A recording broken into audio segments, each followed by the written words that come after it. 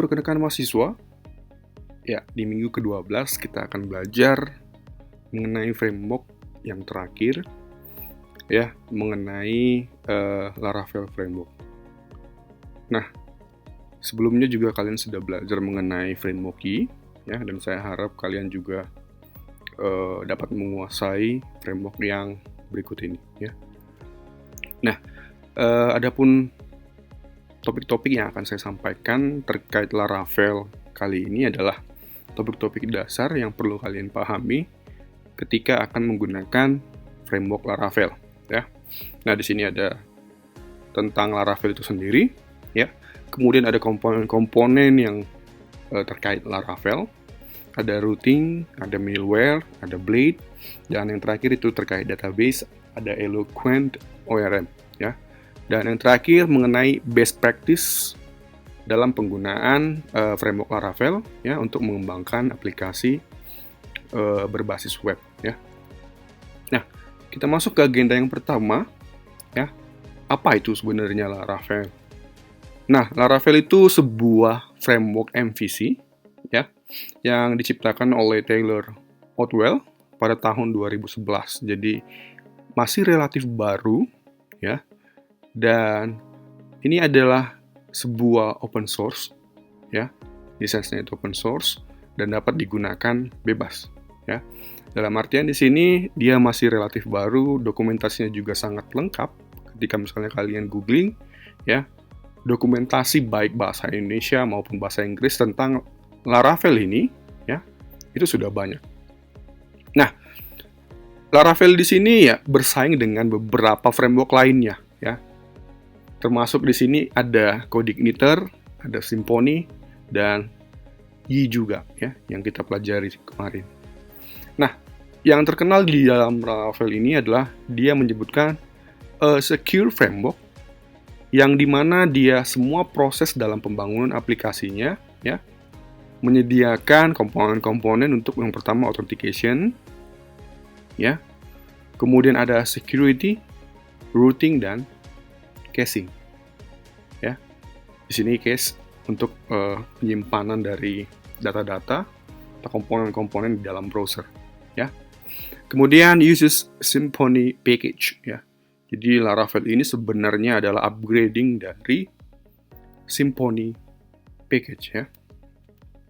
Nah, ini beberapa contoh, ya, terkait perusahaan-perusahaan yang menggunakan, ya, Laravel framework, ya.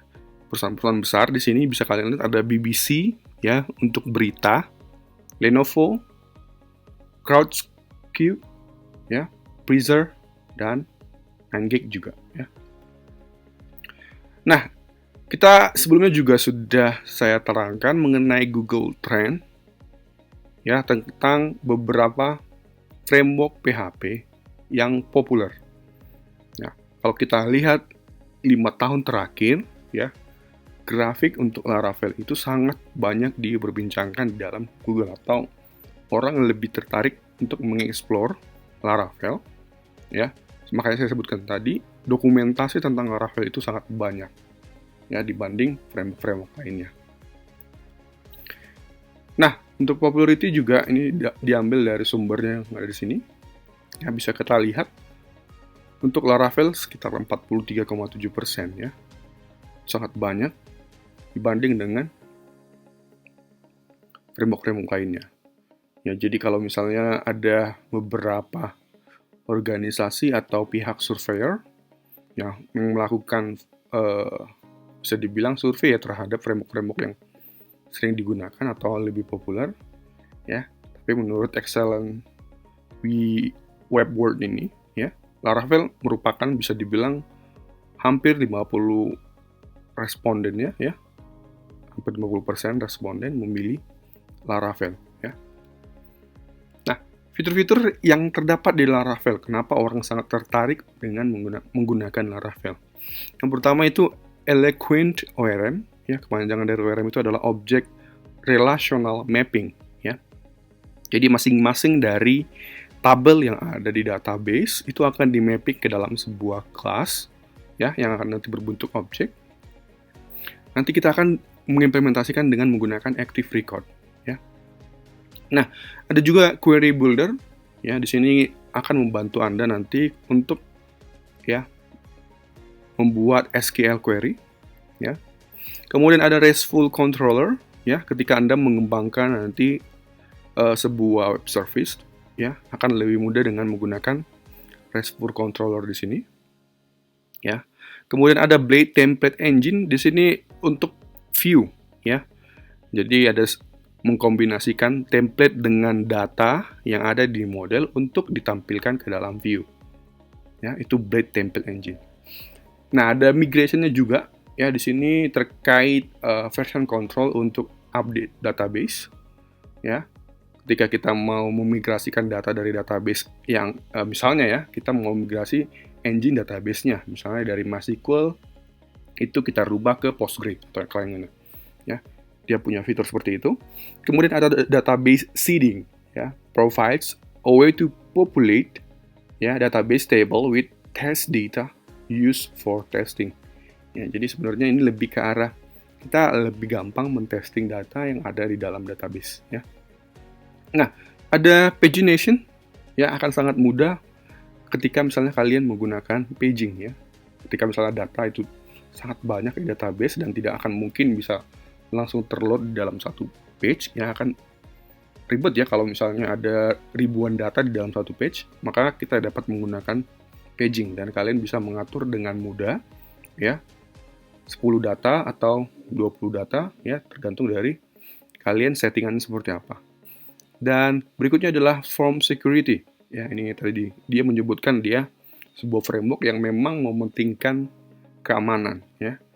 Nah, di sini provide CSRF token middleware, ya, kemudian protecting all the form, ya, form sebagai inputan user nantinya.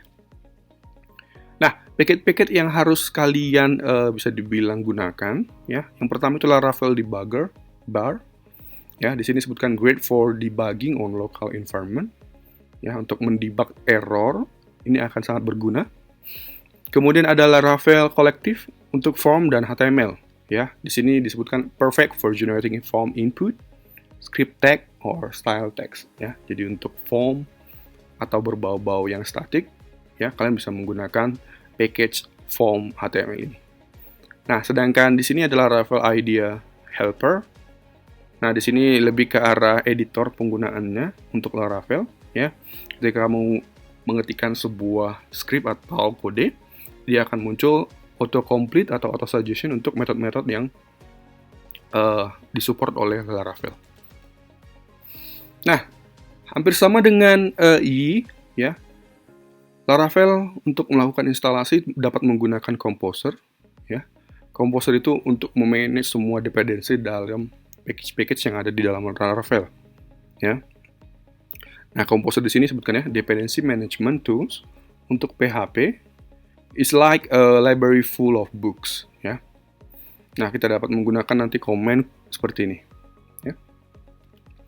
Nah, ketika kalian sudah berhasil, ya, melakukan instalasi, maka pastikan struktur-struktur yang ada di dalam foldernya, ya, atau direktorinya. Yang pertama itu HTTP. HTTP itu harus berisi, ya, controller, middleware, ya, dan yang terakhir adalah file kernel. Ya. Kemudian yang kedua itu ada model, ya. Model di sini ya semua nanti model yang akan kalian gunakan ya yang terkait dengan database kalian harus simpan di dalam models. Berikutnya ada providers, ya. Di sini berhubungan tentang service, ya. Yang akan berisi nanti bootstrap function dalam penggunaan aplikasi kalian. Ya, bisa berisi service-service untuk autentikasi, ya, bisa berisi root service, dan berikutnya ada tentang config, ya. Config ini ya config yang biasa nanti kalian gunakan. Contoh sederhana misalnya config terhadap database, ya, localhost-nya, password-nya bisa kalian setting di dalam file config. Nah, berikutnya ada yang namanya database, ya. Nah, di sini folder-folder yang berisi biasanya fungsi-fungsi terkait database, ya. Yang dijelaskan tadi ada mengenai migration, bisa dapat bantu migrasi data, ya. Kemudian search, melakukan testing terhadap datanya.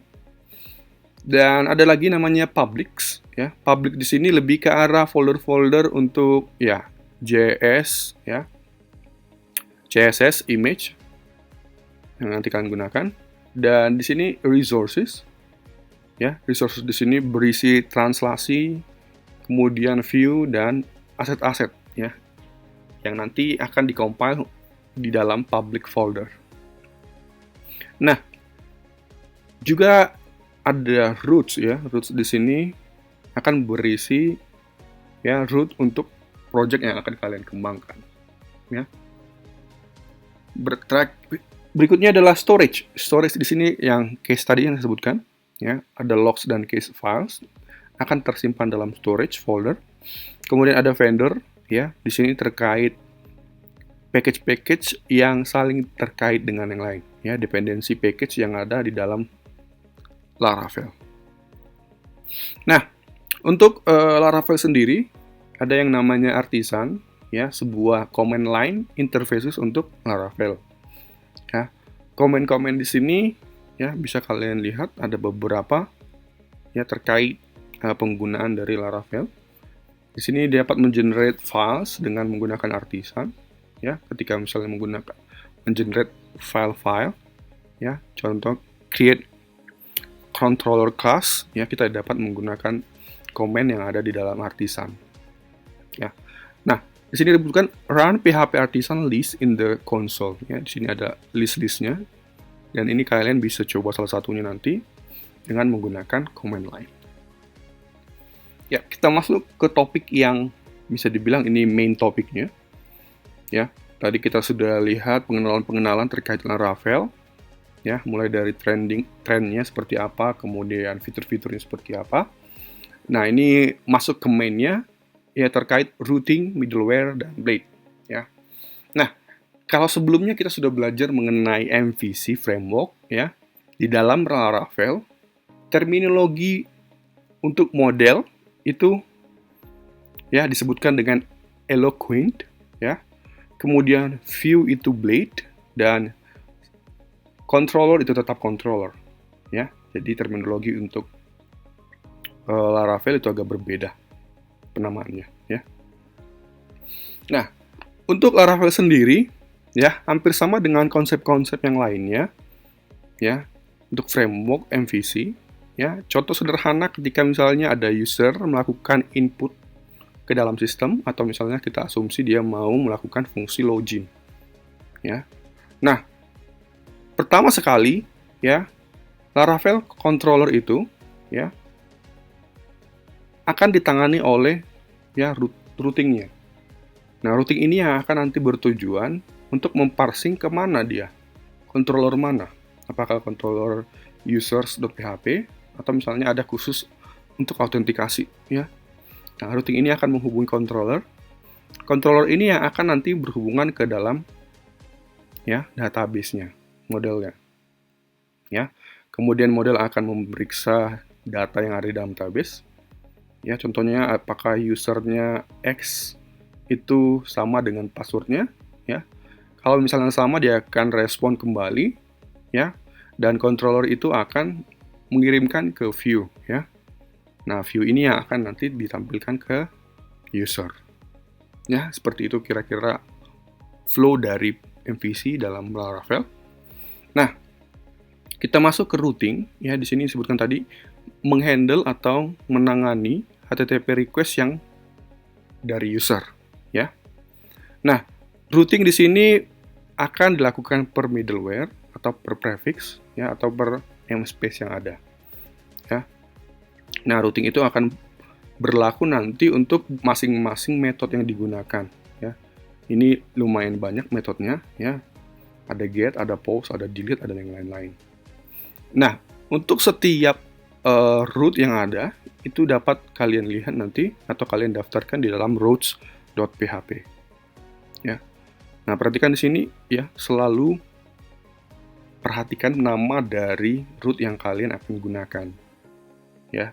Nah, contoh sederhana itu untuk struktur dari root, ya, root pertama sekali, kemudian ada titik 2, Kemudian ada metode yang akan digunakan. Ya, ini tadi bisa berubah, bisa get atau post atau delete atau yang lainnya. Kemudian ada destination of request. Ya, kita buat misalnya slide seperti ini. Kemudian fungsi yang dieksekusi apa? Ya, di sini dia mereturn view. Contoh di sini make hello. Ya. Itu untuk root. Nah, contoh penerapannya ketika misalnya di dalam project ya. Contoh misalnya kita akses localhost 8080, ya, dia akan pertama sekali, ya, Laravel akan melakukan proses yang namanya root get home controller index. Jadi indeks dari beranda ini seperti apa sebenarnya? Ya, halaman awal dari Laravelnya. Nah, akan muncul lagi public function index, kemudian return welcome. Ya, ini pertama sekali. Itu akan ditampilkan nanti ke dalam browser Anda.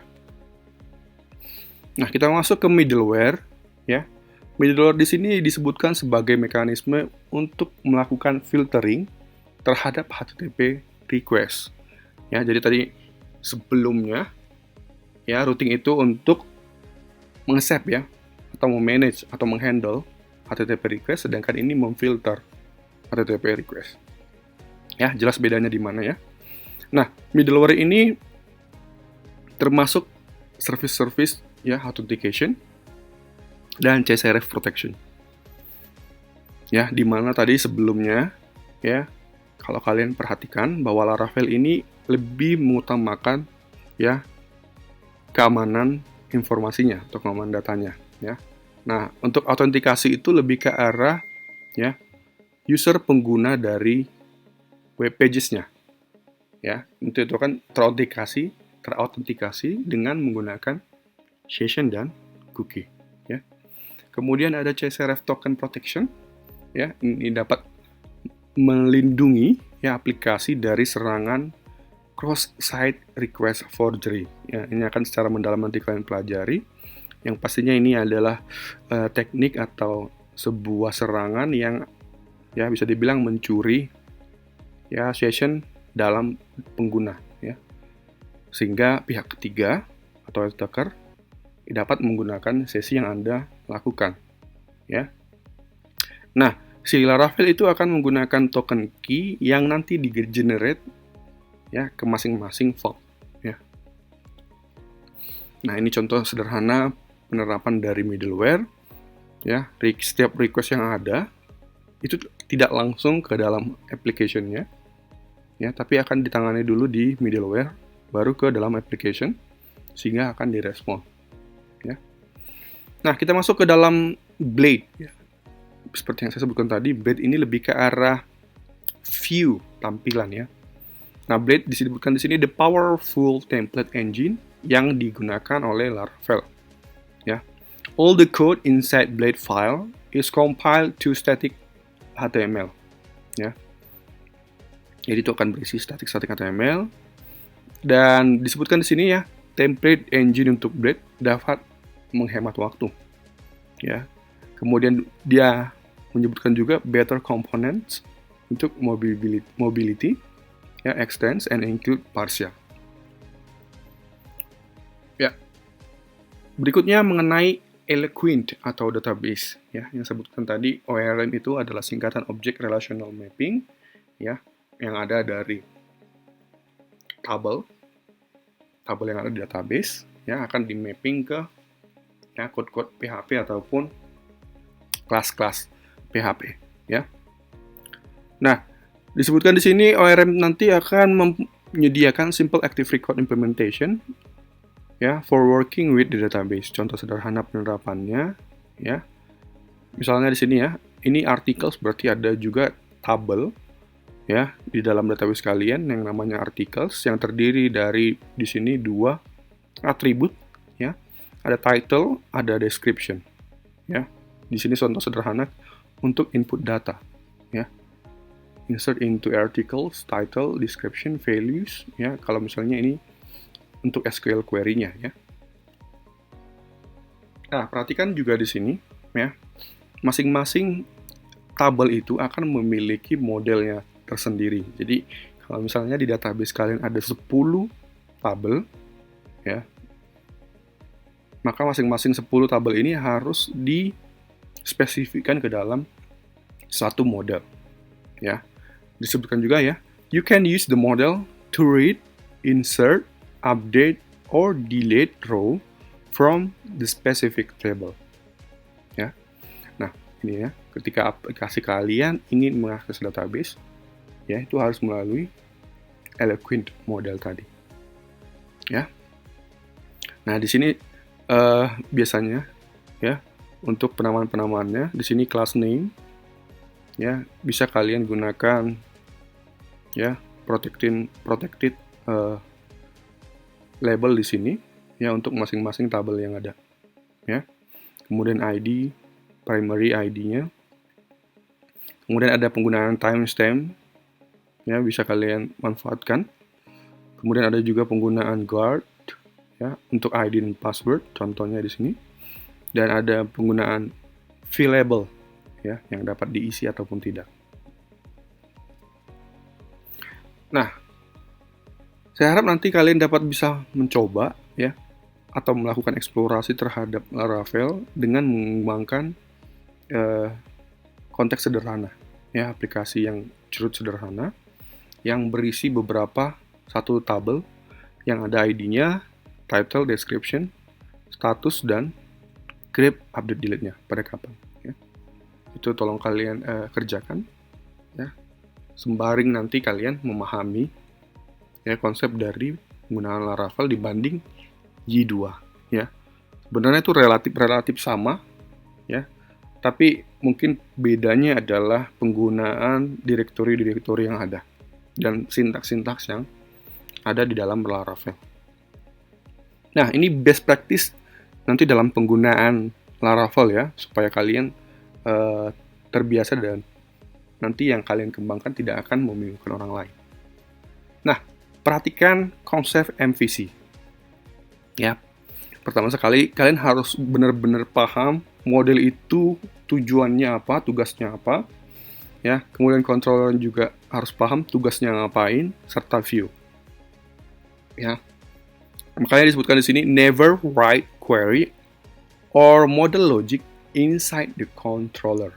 Ya, jangan pernah menggunakan query-query atau memanggil query di dalam controller. Ya.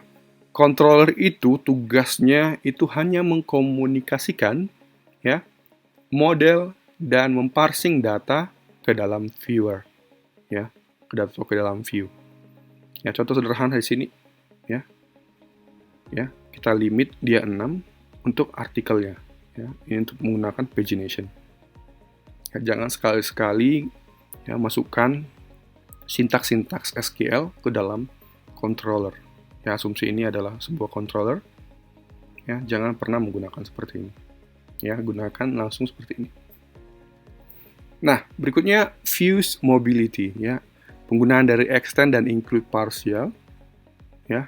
Nah, kita sebenarnya bisa memisah-misahkan ya untuk fungsi-fungsi misalnya create, update, delete ya. Nah, ini kita bisa sebutkan di sini ya contoh penggunaan dari form yang terdiri dari fungsi add dan edit. Ya. Itu untuk partialnya. Dan di dalam satu form ini bisa untuk melakukan add dan edit. Ya, tinggal kalian melakukan pengecekan apakah dia melakukan penambahan ataupun melakukan update terhadap datanya. Ya. Nah, berikutnya forms security yang sebutkan tadi, dia menggunakan teknik CSRF token protection, ya, yang dimana nanti ya makanya disebutkan sini hacker will not be able to spam your form and database.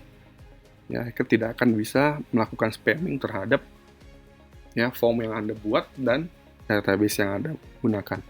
Ya, contoh sederhana penerapannya itu menggunakan ya format kode seperti ini ya, buka kurung CSRF field ya, tutup kurung. Nah, contohnya akan seperti ini nanti tampilannya. Kemudian perhatikan juga ya desain dari arsitektur database kalian. Ya. Be careful with database architecture. Always use proper length for specific column. Ya. Jadi perhatikan juga panjang dari masing-masing atribut yang ada. Ya. Nah, untuk BigQuery, ya ini sebenarnya tidak disarankan, sangat tidak disarankan. Kalau contoh misalnya ada tabel-tabel yang kalian punya tabel normal, ya, ketika kalian menggunakan tabel normal, ya akan banyak nanti pasti ya join table untuk menampilkan sebuah informasi ke dalam user. Ya, makanya sebutkan hindari, ya, avoid BigQuery unless you really have to do it. Ya, kalau memang sangat dibutuhkan, ya, baru kamu gunakan. Kalau tidak, atau misalnya bisa dihindari, ya, tolong dihindari. Nah, the BigQuery is hard to debug and understand. Ya, karena tadi dia ya join ke beberapa table gitu. Contoh sederhana di sini ya. Dia join ke 3 table, ada table post, user, dan post comment. Ya, belum lagi kita setting misalnya filternya, where-nya ya. Atau or-nya lagi, ya. Nah, sebutkan di sini you can merge the small queries into one to save the CPU times on server, but sometimes the query becomes way too big. Ya. Jadi tolong diperhatikan penggunaan query-query yang nanti kalian akan gunakan. Ya, akan lebih baik ketika misalnya kalian ya menggunakan query yang simple. Jangan menggunakan BigQuery. Contoh sederhana penerapannya kira-kira seperti ini. Ya. Nah, don't forget the PHP doc. Ya. Dalam artian, tolong ketika kalian mengembangkan sebuah perangkat lunak atau aplikasi, ya, sebagai programmer yang baik, ya, kalian harus memberikan komentar atau deskripsi terhadap fungsi atau metode yang kalian gunakan. Ya, baik itu contoh sederhana parameter yang kalian gunakan, itu tujuannya apa, ya, mau ngapain, supaya ya pengembang lainnya itu memahami potongan-potongan kode yang Anda buat. Ya, contoh sederhana di sini, ya, public static function latest article, ya, untuk menampilkan artikel-artikel yang baru ditambahkan gitu ya. Dia kita kasih limitnya dalam parameternya, integer limit, ya, kemudian di sini mereturn kembali, ya, berbentuk query. Ya, dia mengambil dari kapan di create-nya, ya, tergantung dari limit yang ada di sini. Nah, itu yang perlu kalian jelaskan di dalam komentar, ya. Nah, yang terakhir ini mengenai Laravel Authentication yang digunakan nanti untuk melakukan user authentication. Nah, di sini provide a basic function untuk melakukan autentikasi terhadap user. Ya, ini akan agak berbeda dengan ACL dan abbreviasi di dalam I2. Nah, untuk melakukan utilisasi terhadap komponen ini dapat kalian lihat di dalam model user.php. Ya. Nah, untuk komponen ini sudah include dengan password recovery, ya, atau ketika lupa passwordnya. Nah, sampai di sini materi kita ya terkait basic dari apa yang harus kalian ketahui menggunakan Laravel. Ya. Nah, di praktikum kali ini nanti kalian juga akan diajarkan mengenai beberapa basic, ya, dan ada beberapa juga yang agak lebih advance di sesi yang ketiga. Ya, semoga nanti dapat bermanfaat ya ketika kalian mengembangkan atau dalam memilih ya framework mana yang akan kalian gunakan nanti untuk mengembangkan proyek kalian, ya. Nah, sampai di sini dulu sesi teori kita. Selamat belajar, ya. Tetap semangat.